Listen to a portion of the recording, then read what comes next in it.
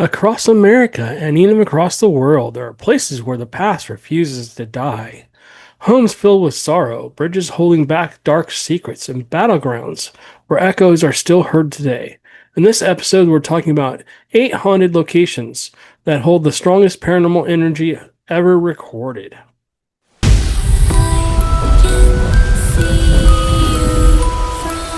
Hello, my paranormal peeps, and welcome back to the Deep Woods Paranormal Podcast. My name is Matt Harvey. I am the founder and lead investigator with Deep Woods Paranormal. I am also the host of the Deep Woods Paranormal Podcast. So today we're going to go back and talk about 8 more haunted locations.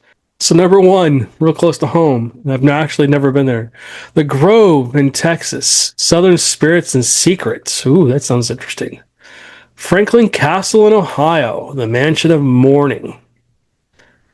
Number 3, Bannack, Ghost Town, Montana, where the Old West still whispers.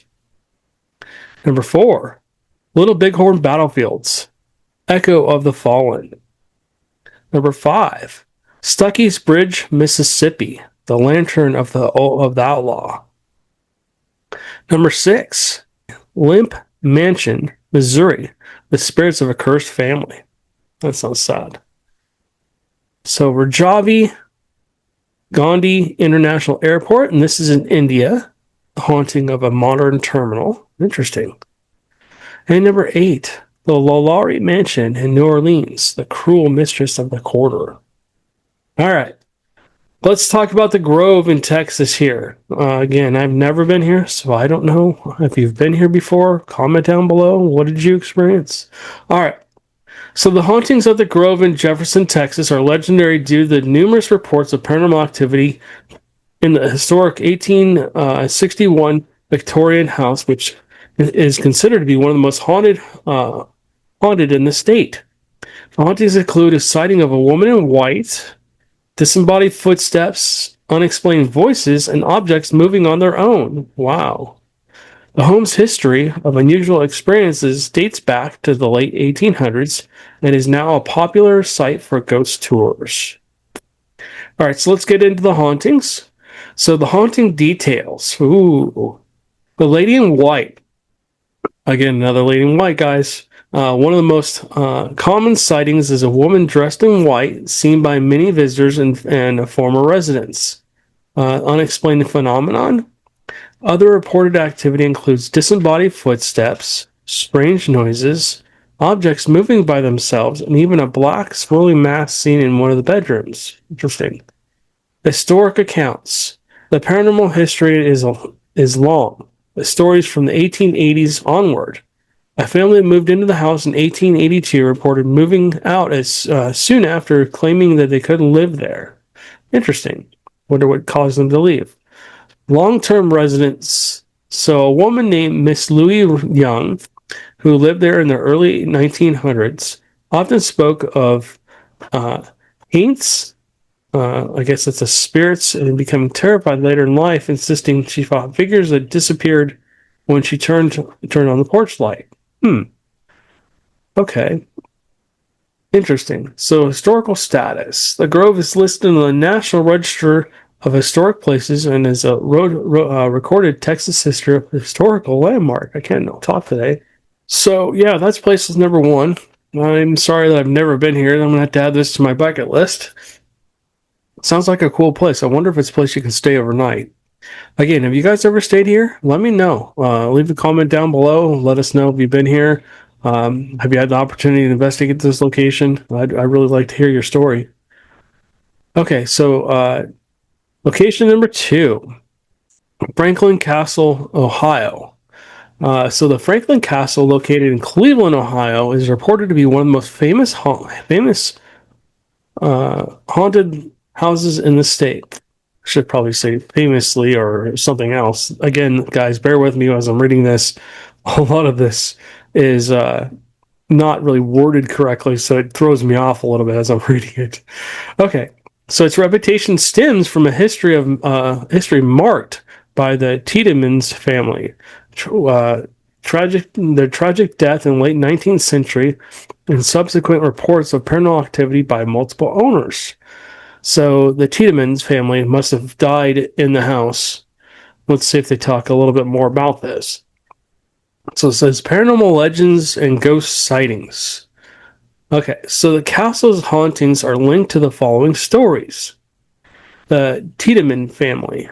The original owners, Hans Tiedemann, experienced a string of family tragedies after building the mansion in the 1800s.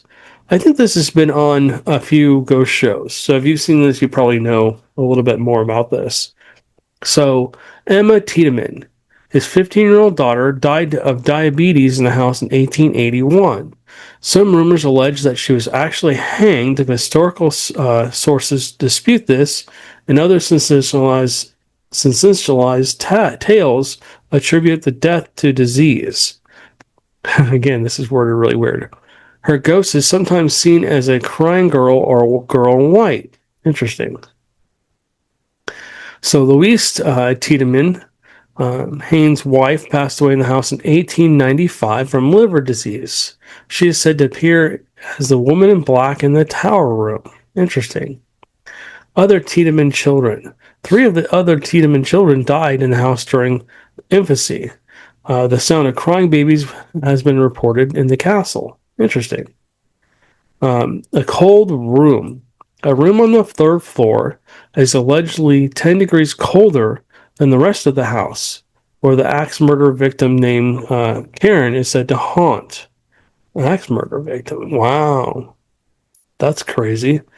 They don't talk more about that. Sorry, guys.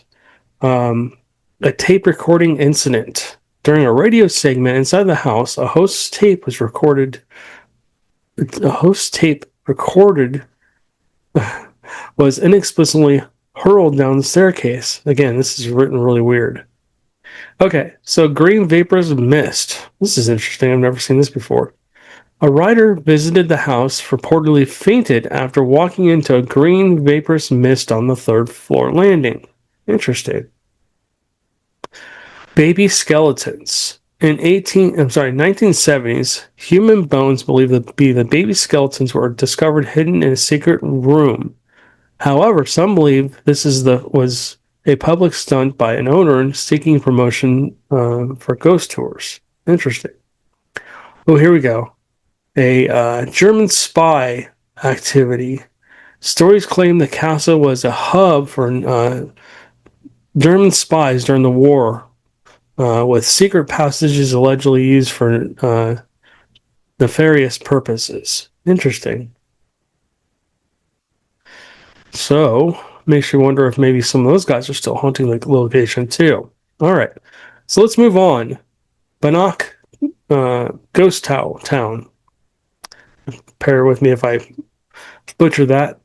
The ghost town is considered haunted due to its violent past, including frequent shootouts and hangings, and reports of paranormal activity such as apparitions and disembodied voices. Notable ghost stories include the tale of Dorothy Dunn, a girl who drowned in a nearby creek and is said to be seen as an apparition in a blue dress, and the ghost of Henry Plummer, an famous sheriff who was hung. These stories are often featured during town's annual ghost walks. All right, so history of lawlessness. Lawlessness, let's see, Bannack was a lawless frontier town with a reputation for violence. Hundreds of men were murdered.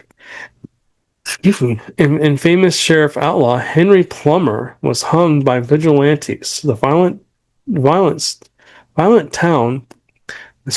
this violent history provides the basis for many of the ghost stories associated with the town. Okay, so now it talks about Dorothy Dunn's apparition. A well-known story involves Dorothy Dunn, a girl who drowned in a nearby creek now called Dorothy's Hole.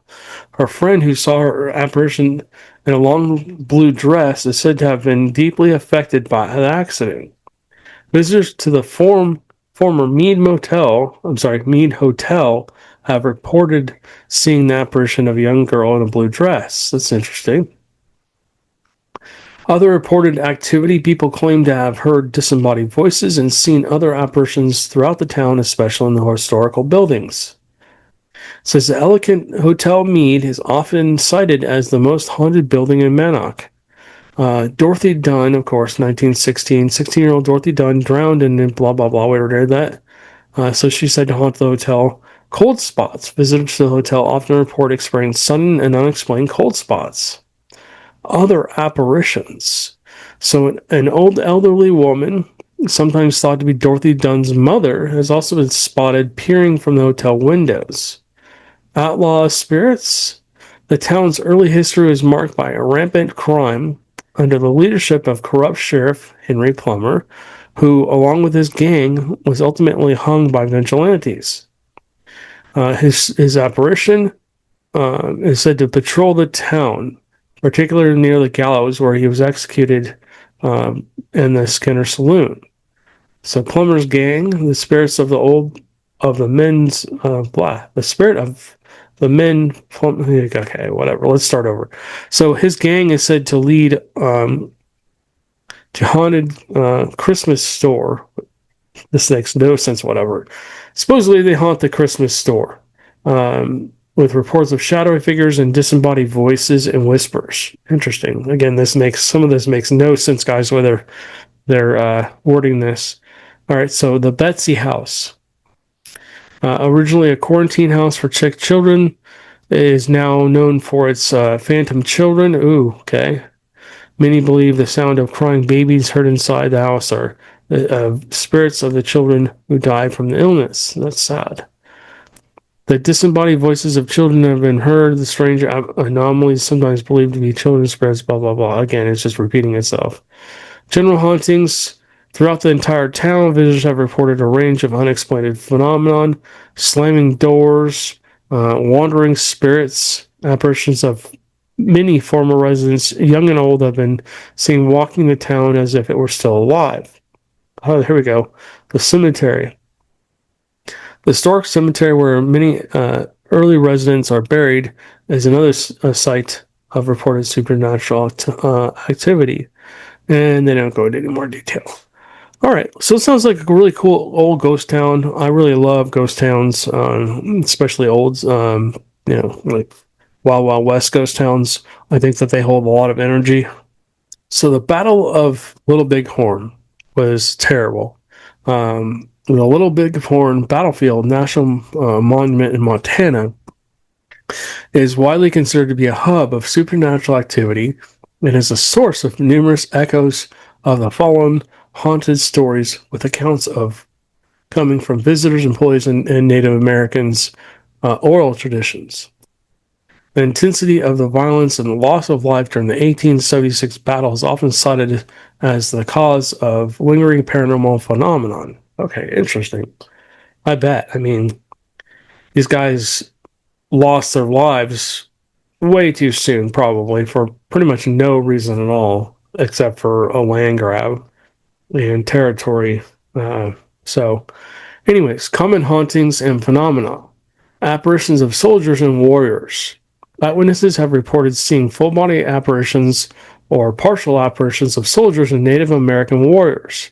One notable account from a former park ranger involves seeing two warriors' spirits silhouetted on the bluffs. They were seemingly unconcerned with her presence. Another former employee in the stone house reported seeing the headless and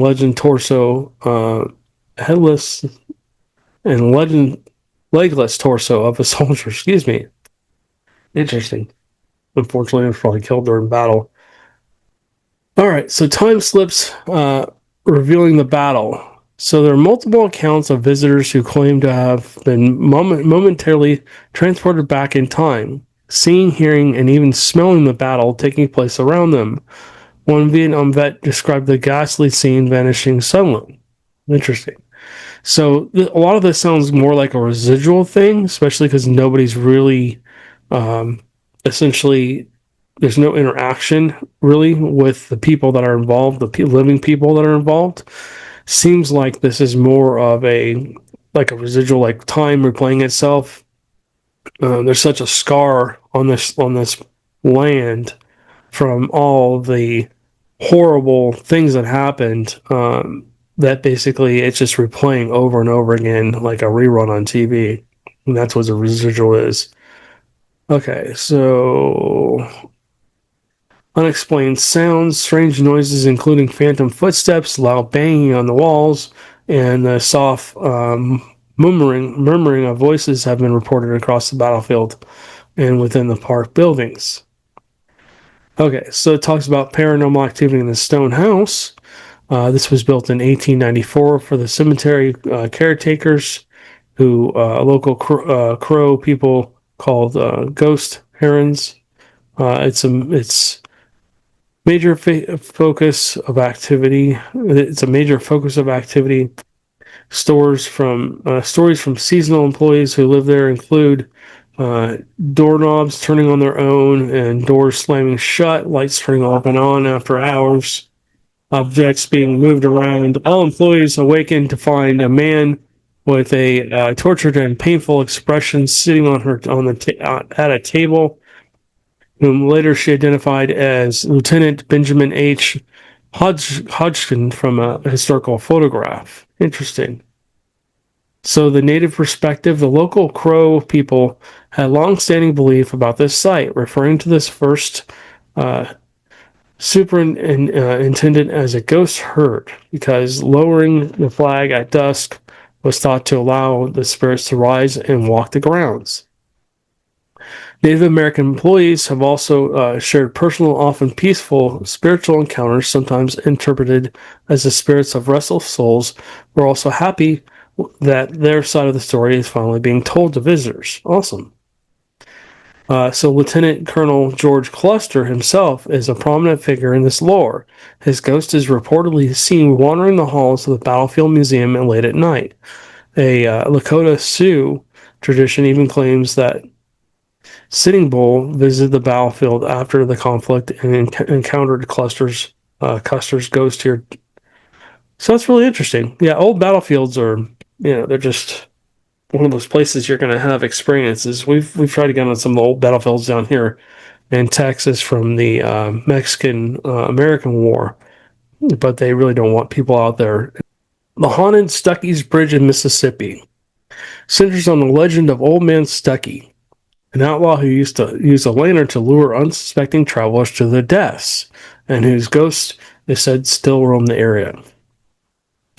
All right, according to local lore, Stuckey was a purported member of the infamous Dalton gang who settled near the the Chuckey River in Lauderdale County, Mississippi in the late 19th century. He opened an inn and would use a lantern at night to guide weary travelers from the river to his nearby road and to his establishment, promising a safe place to rest. Once his guests were asleep, Stuckey would murder them, stealing their possessions and burying their bodies along the riverbank. After an estimated 20 people went missing, locals grew suspicious. A posse eventually caught Stuckey and held a makeshift trial and executed him by hanging him from the very bridge where he used the lantern to find his victims. His body was reportedly left to dangle for days as a warning to other outlaws before being cut down and then basically just dropped in the river. So sorry if that's a little graphic for some of the people watching and listening. Hopefully I didn't mess anything up. But anyways, so the ghost of Old Man Stuckey is said to remain. His restless soul hanging the bridge and surrounding riverbanks. Paranormal reports include the lantern apparition. The most common sighting is a spectral figure of an old man carrying a lantern, still walking along the river's edge, seemingly seeking new victims. Ooh, that's crazy. Eerie sounds. Visitors often report hearing a loud, unexplained splash in the water below the bridge. Which is believed to be the echo of Stuckey's body falling into the water. Visions of him hanging there. I'm going to kind of sugarcoat that. Some witnesses claim to have seen his lifeless body still swinging, if you will. Physical encounters. A few individuals have reported being physically pushed while on the bridge, supposedly by the angry spirit of Stuckey. An eerie blue glow has been seen emanating from the spot where his body disappeared into the water. Interesting. So a little bit of the history. The Truss Bridge, historical landmark built in 1901, replaces the original wooden structure by the haunting, but the haunting persists, making a popular destination for paranormal enthusiasts. That's interesting. Old outlaws. I mean, we've been to several places where outlaws have been and are said to haunt those locations, and they are, as they are in life, they are in death. Some of them are okay, some of them are mean, some of them are nice, some of them are trying to get redemption, so they're being nicer than they would normally, and stuff like that. But this sounds like one of the ones I would not want to go and spend the night at. Anyways, all right. So Lemp Mansion in Missouri, the spirits of a cursed family haunting. This sounds sad. So the Lemp Mansion in St. Louis, Missouri, has a haunted reputation fueled by the tragic history of the Lemp brewing family. Visitors and paranormal investigators report encountering the ghosts of several family members who died by suicide within the mansion's walls. The mansion is now a restaurant and an inn that offers ghost tours, paranormal investigations, and mysterious mystery dinners.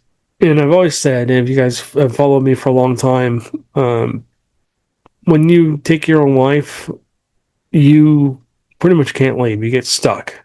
You go to what I call the in-between, and you're not alive, you're not dead, you're kind of in between the two, and it's horrible. You're just stuck. And so, I mean, that's got to be horrible. Some of them still relive their tragic deaths over and over and over again. And I can't even imagine what that would be like. I mean, imagine having to relive that over and over and over again as punishment for taking your own life. All right, so the Lemp's tragic family tragic curse. Okay. So the Lemp family rose to prominence in Fort St. Louis and fortune in St. Louis, but their success was overshadowed by a string of tragic events leading to a family legend of a curse. Okay, so this talks about Frederick Lemp, 1901. Williams Lemp Sr., son of the apparent dead of mysterious heart fatigue at age 28. His father, William Sr., never fully recovered from the loss. So he's talking about the son. His son died at 28, and then, the dad just never recovered. William Lemp Sr., 1904, 3 years after his son's death, a grief-stricken William Sr. shot himself in the bedroom of the main mansion. Oh, that's sad. Elsa Lemp Wright, 1920, Williams Sr.'s daughter and one of the St. Louis wealthiest heiress, Lisa, committed suicide with a gunshot to the head after a troubled marriage. Wow. It's a poor family, man. William Lemp Jr., 1922, the head of the brewery after his father's death. William J. faced immense pressure and prohibition ended the family's business. He became reclusive and shot himself in the same office where his father died. Charles Lemp, 1949, another one of William Sr.'s sons. Charles was the last to occupy the mansion. He led a reclusive life and in 1949 shot his dog before turning the gun on himself. That is terrible, guys. That's just terrible. I mean, I can't even imagine. I can't even say anything about that. That's just terrible. All right. So, reported hauntings at the mansion. The reported tragedy and suicides have led to decades of paranormal reports from guests and staff alike. Apparitions. Guests and staff have reported seeing full-body apparitions, including the ghost of a man believed to be William Lemp Sr. and Lady in White on the staircase. The ghost of William Lemp Jr. has also been sighted, but it doesn't go into details. Sorry, guys. All right. The monkey-faced boy. Rumors tell of an illegitimate son of William Lemp Jr., born with Down syndrome, who was hidden in the attic for his entire life. His ghost, referred to as the monkey face boy, is said to be active in the attic, with reports of his face appearing in the window and toys being moved. Phantom sounds. Visitors frequently report hearing phantom footsteps, disembodied voices, moans, and the sound of a piano playing on its own. Some have even heard the sound of ghostly horses outside. Interesting. Ghostly mischief. Objects move by themselves, including glasses flying off the bar shelves. Doors are mysteriously locked and unlocked on their own, and lights turning off and on. Wow, I don't know anybody's dealt with that before. Other phenomenon. Cold spots are common in certain areas, particularly in the basement and the attic area. The area around William J's former office is also known for a chilling temperature drop. Some women have reported a ghostly peeping Tom in the downstairs restrooms and said to be William Jr. So basically, it just says that it's open for investigation today. I'm sure you have to pay to get in and stuff like that. All right, let's talk about a haunted airport terminal. All right, the Rajiv Gandhi International Airport. Despite its modern facilities, rumors of paranormal activity and ghost sightings have circulated. Airport officials have publicly dismissed these claims as false and misleading social media content. All right, so alleged paranormal events and sightings. Paranormal stories at the airport are said to be connected to the land where it was built. The legend includes the following claims. A rotating head. Some airport employees have reported seeing a man whose head rotates 360 degrees. That's creepy. Restless spirits. The airport is located in the area where several people died in land disputes during its construction. Some stories suggest the victims were buried under the airport and their spirits now haunt the premises. Oh, here we go, another lady in white. The woman in white sari. A pilot tragically stopped his plane on the runway after seeing a woman dancing in a white sari. Other reports mention seeing a woman in a white on the runway. You ever fly into Rajiv Gandhi in India and stop over in this terminal? Let me know. I'd love to hear if you guys see the guy with the rotating head or have any paranormal experiences. All right. So the LaLaurie Mansion in New Orleans, the cruel mistress of the quarter hauntings. All right, so I'm going to have to be very careful about how I word this, so just bear with me if I stop and start a few times. I've read through this a couple of times, but I just want to make sure I don't say certain things. Okay, so the LaLaurie Mansion is a private residence located at 1140 Royal Street in New Orleans, French Quarter. It is known for the horrific behavior or treatment of enslaved people by its former owner, Mary Delphine LaLaurie, in the 1830s. While you can view the mansion from its streets, it's not open to public tours. So the fire of 1834, on April 10th, 1834, a fire broke out in the mansion's kitchen.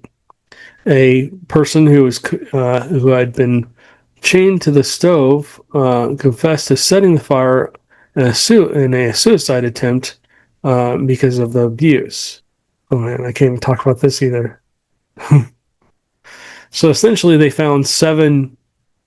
So essentially in the attic they found seven people that were dead and they were in bad shape. Let's just put it that way. So the quarter's hauntings. The mansion's reputation. The tormented spirits for nearly 200 years, the mansion has been considered one of the most haunted places in the United States.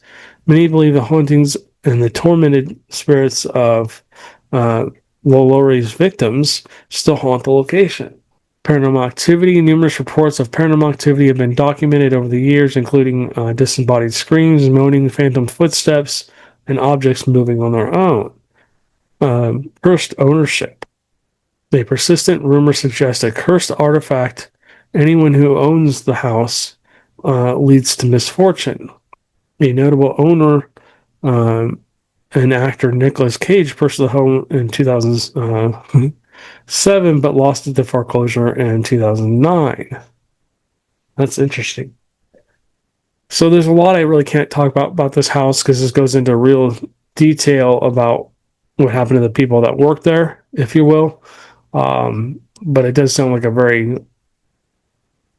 place where a lot of people would be just still there because of all the horrible acts that happened. All right, guys. So if you're still with me to this point, if you do me a favor, give me a like, give me a thumbs up, and hit that notification bell, and we'll continue on with this story. Another story here, probably on Thursday. So I'll exit with this: from the southern spirits to cursed mansions and haunted battlefields, these locations remind us that the past never dies; it just waits for the dark. I'm Matt with Deep Woods Paranormal, and I am making the paranormal normal. And we will catch you guys on the next one.